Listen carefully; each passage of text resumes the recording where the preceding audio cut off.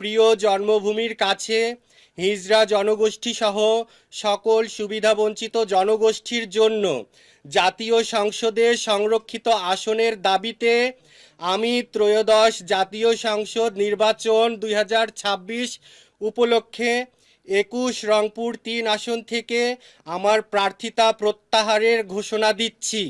একই সাথে সম্মানিত ভোটারদের প্রতি আমার প্রার্থিতা প্রত্যাহারের প্রেক্ষিতে হরিণ প্রতীকে ভোট না দেওয়ার জন্য বিনীত অনুরোধ জানাচ্ছি।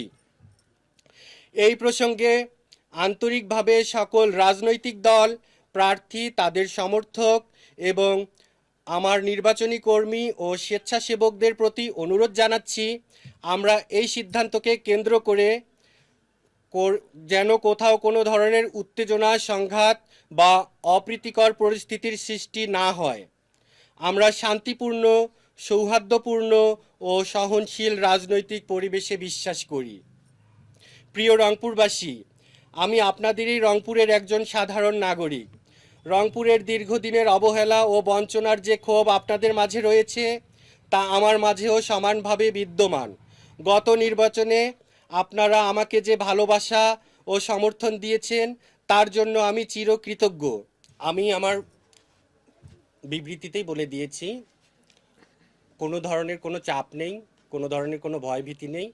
এটি একেবারে অবহেলিত মানুষের সাথে আপনারা যে নতুন বাংলাদেশ গড়ার কথা বলছেন, নতুন বাংলাদেশ দেখার স্বপ্ন দেখছেন, সেই বাংলাদেশে আমাদের উপস্থিতি নাই। সেই আমাদের উপস্থিতির জন্য এই যে আমাদের সাথে যে বৈষম্য হচ্ছে, এই বৈষম্যের বিরুদ্ধে আমাদের শান্তিপূর্ণ একটি অবস্থান।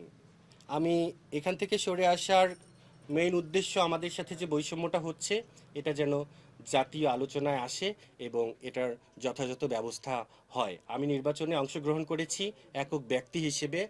আমি নির্বাচন করছি শুধু একটি আসন নিয়ে। এই একটি আসন রংপুর 3 যেমন গুরুত্বপূর্ণ, তেমনি এই যে অবহেলিত মানুষগুলোকে বাদ দিয়ে যে আগামীর বাংলাদেশ গড়া হচ্ছে, এই বিষয়টাও তুলে ধরা অনেক গুরুত্বপূর্ণ।